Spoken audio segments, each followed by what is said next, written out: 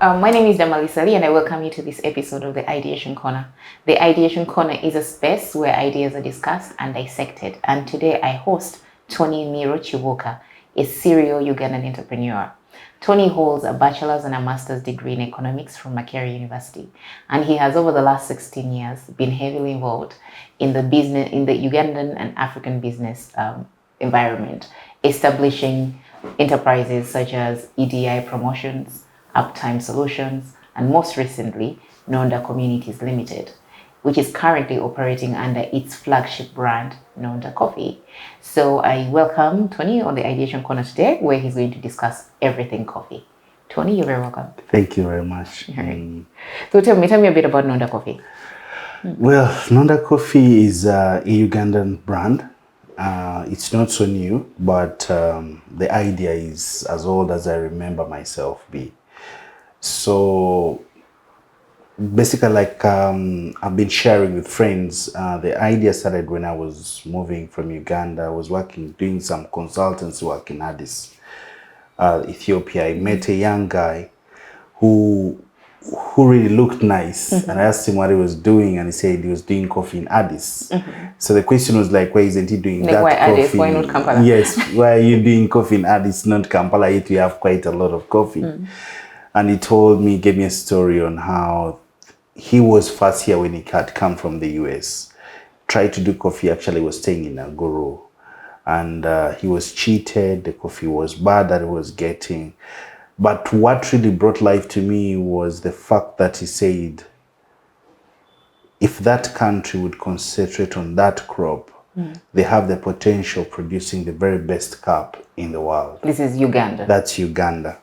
And he gave me reasons. He said, one, naturally Uganda, averagely every place is about over 1,000 meters above sea level.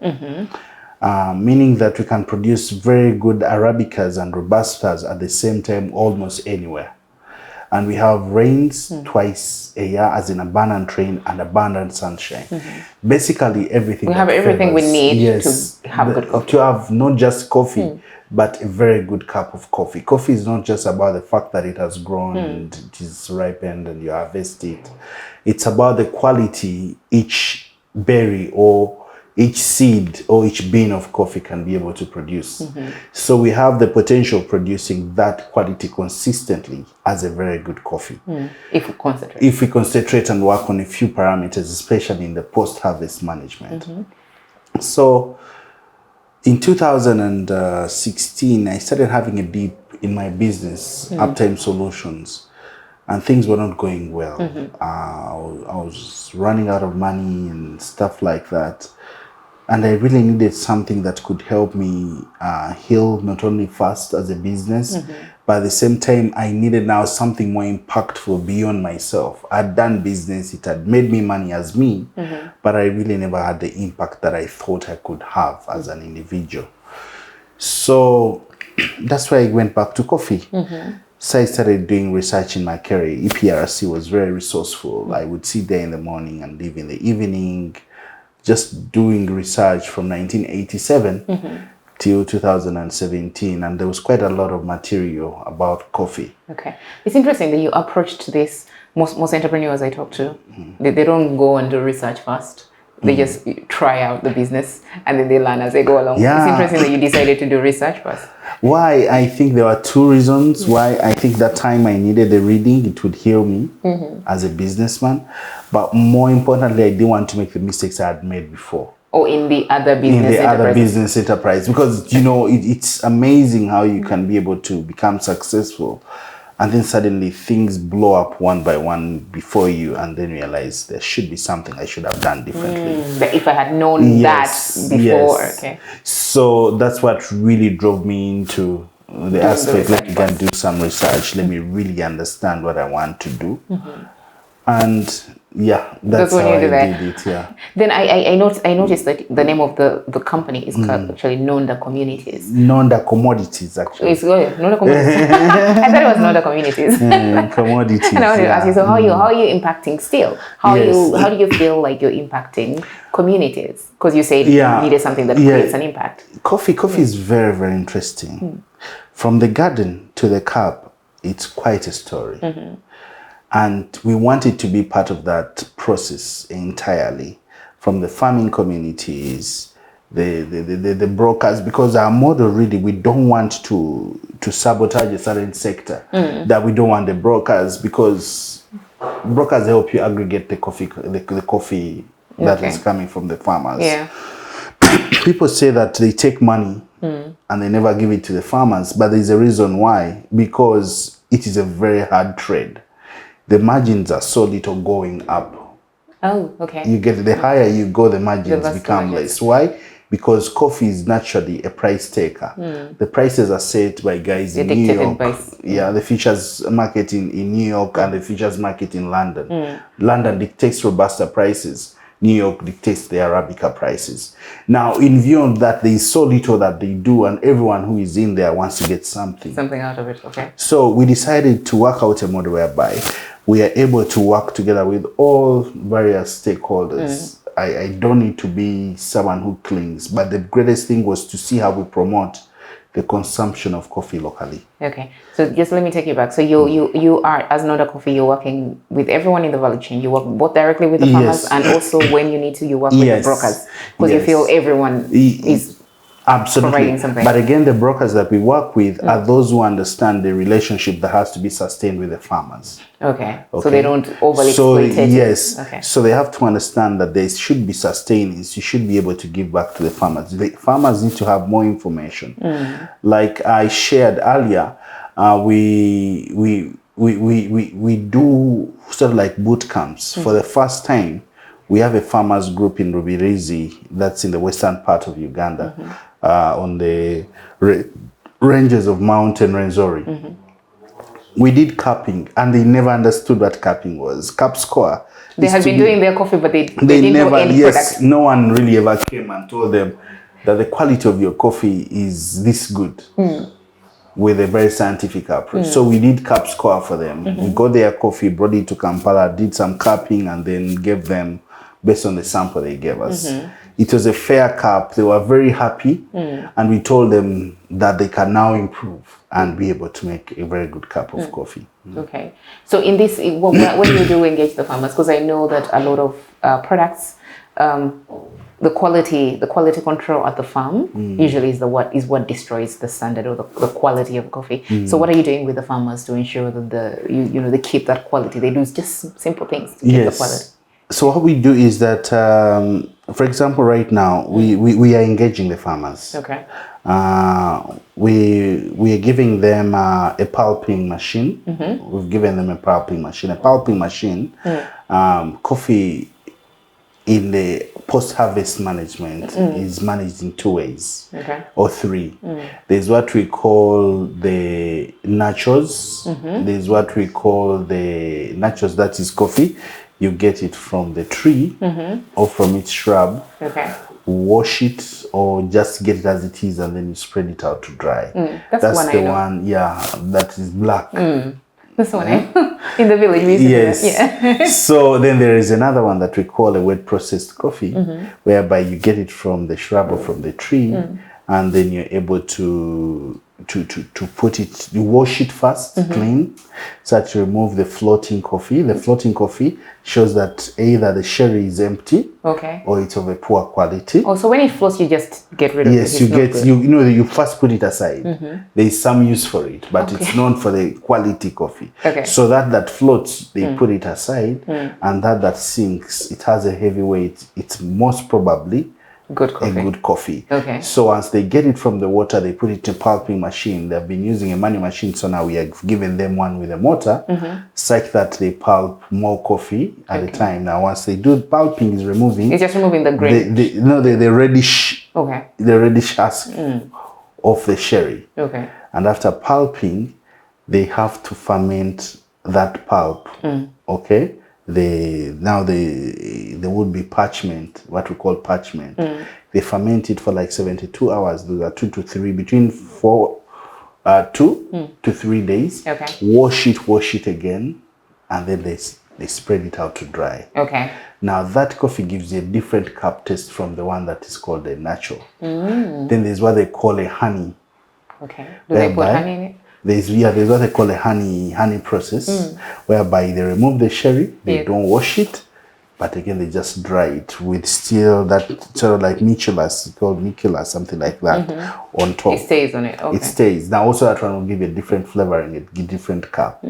So which one is the most marketable? Which one is the higher price, or is it all? It depends. Okay, there are guys, there are clients who really want their naturals, that very aggressive cup with an earthy feel.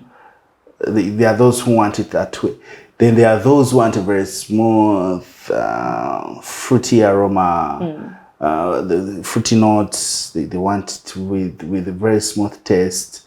So they'll go most likely with the wet processed. Okay. Because that fermentation is able to break down some proteins and or to make it smoother palate. Yes, it makes it smoother.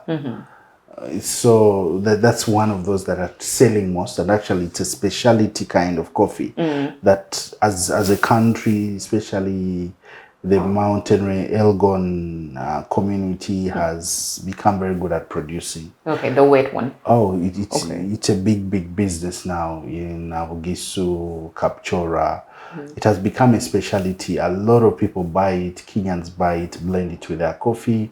Rwandese buy and blend it with their coffee. The Americans have put bases there really to buy through these big corporations. Okay. Yeah, so it's that. Then the natural, there are people who really want to have the honey. They want to have that sweetened bit. It smells like honey. It's as in coffee. The post harvest management determines this a lot. Okay. Because coffee picks so many scents. If for example you're drying it amongst hibiscus plants, it will get the hibiscus. Yes, most likely it will have an hibiscus taste. It depends. If you put it near goats or animals, again, it can pick up the same scent. So what is happening is that the post-harvest management determines a lot when it comes to the cup quality. So in a way, I feel like then the involvement or the training of the farmers is key. Very. Because what they do determines what you're going to get. Without them, there is no good coffee. But then what do you do about then, because I always hate this idea where the farmer puts in the time, the labor, the land, they basically put in the capital for the actual coffee bean, but then they don't get enough value out of their labor because the coffee prices, everything else is dependent by someone else. Yes, like we say that coffee natural has been a price taker for a long time. What we are doing first and foremost, let's boost the consumption of coffee at source, where it is produced. In Uganda, for example. In Uganda, for example, let's drink more coffee. Let Africans drink more coffee. Now, if we drink more coffee as a people, we sort of like become price setters as well. Now, at the top where the price is well set, it automatically twinkles down. I'll give you an example. Parchment will cost about between 3,500 to 4,500. What is parchment? Parchment, that is coffee that has been wet processed, dried, but it still has a white husk on it. It's not yet dehusked to get the green bean. It's between 3,500 and 4,500 per kilo, depending where you're getting it from. Now, a kilo of green bean can go between 8,000 to 13,000, depending on where you get it. You're getting it from. So the brokers are in there, the guys who are doing the sorting, because to get a very, very fine bean, 500 kilos of coffee, I think you may need like 5 or 7 women. You need about 7 women, each one seated on a 60 kilogram bag for about a few days, like 3-4. Just doing that. One bag. And you find that on a bag, you're going to give her not so much money. She'll work for like maybe 40 to 50,000 shillings. Okay. So there's quite a lot. that one has to take, it's a very labor intensive industry. Okay. And like I told you, statistics are there. I checked with UCDA. It is one of the largest single employing subsectors in this country. Yeah, you gave me some numbers. Yes. Coffee employs 12.5 million people. We are talking about guys who load, guys who do the farming directly, guys who do the brokerage, guys who work under these big corporations. We are talking about extension workers. We are talking about guys who sell farm equipment directly and specifically to coffee, fertilizer specifically to coffee. Input material is 12.5 million Ugandans. But and then how many, because I know that a lot of women are involved in this sector. Yes, 70% are women. 70%. 70%. But they are on the farm. Yes, they are on the farm and sorting majorly. And some few are able to come and maybe sell farm inputs. Okay. But they share the list. Okay. And that's why Nonda as the brand, we chose the icon of a woman because to be able to be the one on our logo. Because it is them who really bring the coffee to the cup. And Nonda means picking, right? Yes, Nonda, yeah, it means the picking, and they are the ones who do that as well. Okay. I'm going to move you along very quickly because we're running out of time, unfortunately. But I wanted to ask, so as Nonda Coffee, how are you working with the... Because, of course, I know Uganda, we consume very little coffee and yet we produce it. And you're saying consumption of coffee itself by Ugandans, by Africans, is what actually is going to help. So as Nonda Coffee, what are you doing to work on educating Ugandans about consuming Ugandan coffee? But then also, how are you working with the fellow producers, coffee producers like yourself in Uganda? Because I feel like you need to also work together to build the demand. Yeah, initially, first and foremost, before you'd work with the rest, they need to trust you that actually you have value and relevance that you're going to bring to them as they work with you.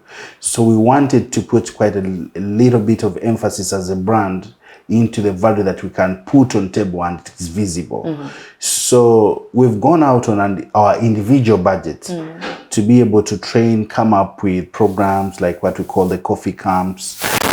There is a campaign that we are starting. It's called Coffee at Source, whereby we are promoting the consumption of coffee. And it's going to be launched in Gulu at Churchill Hotel. When? Why? That's going to be the end of this month of May. Why we chose Gulu Churchill Hotel, it's a different story also when it comes to the northern Uganda. And the opportunities it really avails, yet really they haven't looked into that as well. I know UCD has been doing quite a lot of research of putting so much coffee in the north because of their fertile soils and abundant rain. I know they do a lot of grain. Yeah, but it can do a lot of coffee. Okay. Quite a very good cup of coffee there. So we wanted to make it something. It's a growing city with very young population. And it's now becoming very stable. It's an interlink. So we are doing different coffee camps like those, whereby we set out. We did one at Sky's Hotel. We invited people to come and take coffee for free on the house. It's the same thing we are going to do because the coffee we already have. So we lose nothing really when we invite people and then they take coffee and maybe buy a pack of coffee as they go. And then they get to know more information. And then what are you doing about I did ask you earlier about the young consumers, the university students. Yes. Because they turn into long term. Well, yes, we are working on an initiative. And hopefully we're going to engage UCDA by the end of this month to partner with us to go to the universities, the different universities, and basically set up coffee camps, whereby these young people are able to see coffee from the seed, the plant, the sherry to the cup. They are able to appreciate the story. They are able to understand what opportunities this very single plant can give them. And, when they see the opportunities that this can be able to give them, they will cherish it more. They will consume it with purpose and they will pay for it. Yeah, and that's their lifetime actually, because they become lifetime consumers. Yes, and that's something we are really doing. We really want it to go to schools there as a deliberate endeavor. Okay. Yeah. And then how are you working with, because you happen to mention UCDA. How is UCDA supporting the coffee industry, people like yourselves who are trying to add value to Ugandan coffee? UCDA has done quite a big job. as a regulating authority, they have helped since 2012 work so much to see that we increase, as a country, we increase the production. Now, when it comes to the value addition, different elements have been put. Through UCDA, European Union, I think, put 4.5 million euros available, much as many players couldn't, they had no requirements that could qualify. But the money is available. You want to do something that can help increase production, increase post-harvest management, improve post-harvest management, improve local consumption. There are grants that are available.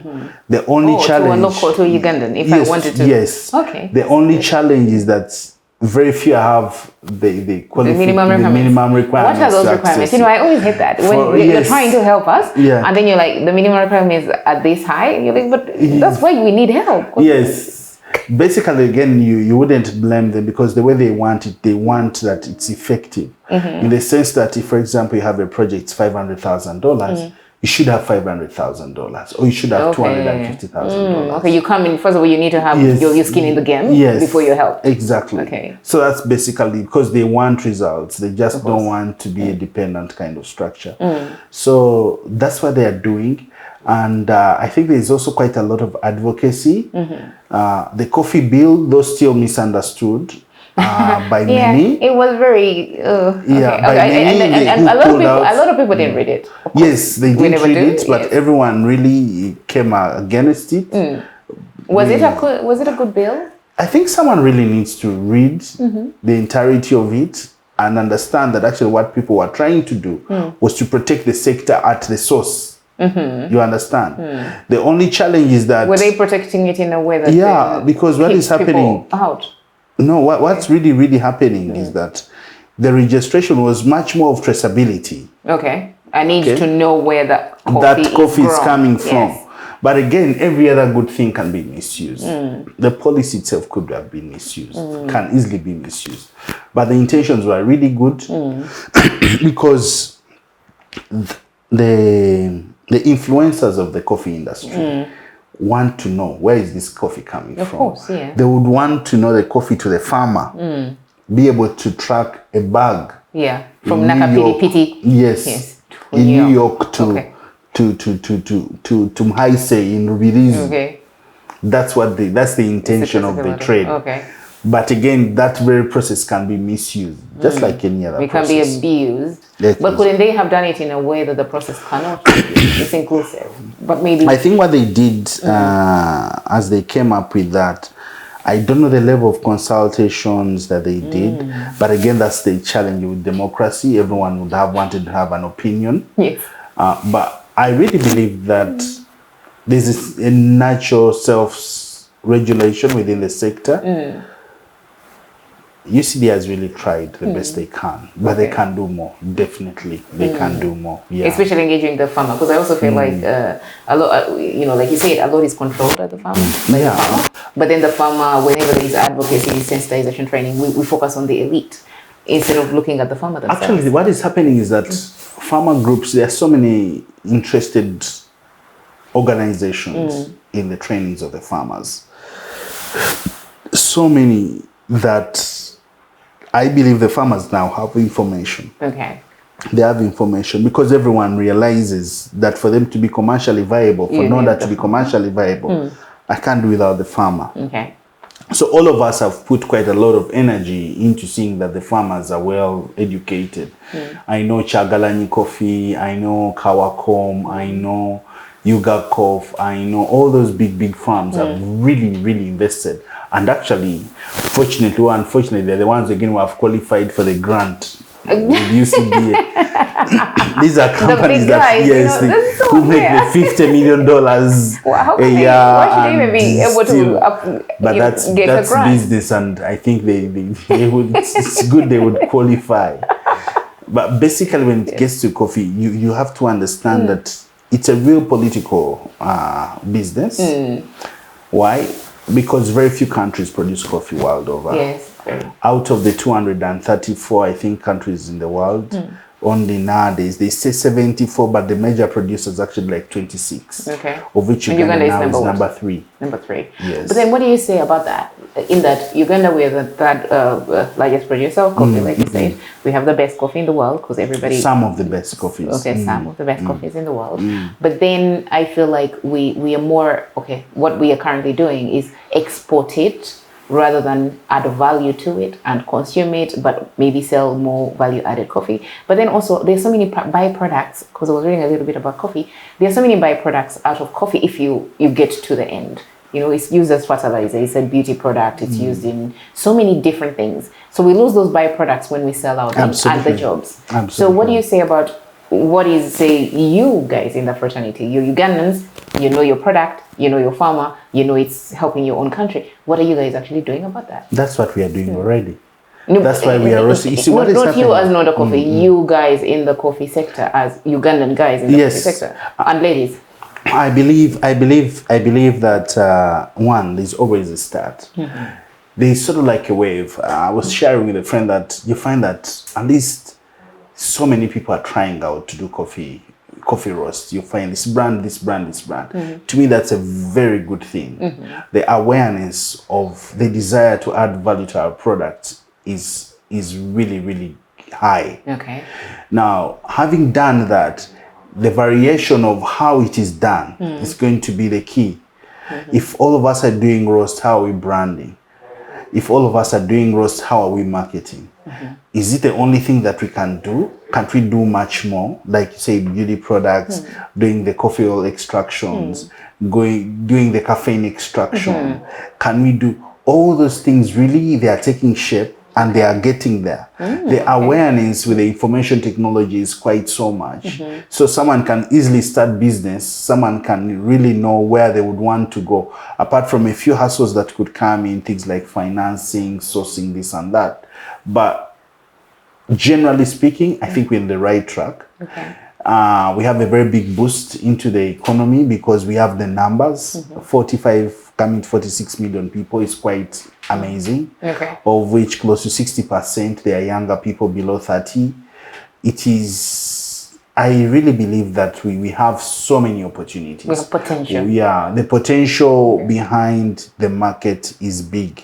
Surrounded, basically we are working within a region. When you took a look at 88 million people, DRC, again, there are big coffee producers in the east. As well, yeah. You look at South Sudan, there are big coffee producers in Equatorial province. It's not so big a population, but it's a very, very impactful. Do they consume? They are going to consume because it's natural in them. It's a plain. You know, there are so many characteristics that really can be induced and someone can get there. And the fact that they don't have so much tea growing. So they will consume the coffee. Then you look at the easy access. I think we could get through Arua into Congo, Central Africa, to go. So Uganda is quite pivotal. If we do it and do it right, we can really get the very best. Okay. Yeah. So thank you so much. We're coming to the end of the the interview. Do you have any last words? My last words are, I recommend that all Ugandans try out a Ugandan product. Try out the coffee, try out the tea, support all that we can do as a people, and even as producers, let's put in as much effort as we can to make better products for our people. And that way we shall have the ration or the relevance that we need as a people to the world. Thank you so much for hosting me, and looking forward to sharing more about coffee and life. Yeah, we need to have another conversation because I feel like this one was rushed. There you have it, ladies and gentlemen. If everything to do with coffee, please do follow Nonda Coffee on all their social media platforms and consume the coffee. And follow also the Ideation Corner on all the social media platforms. Thank you.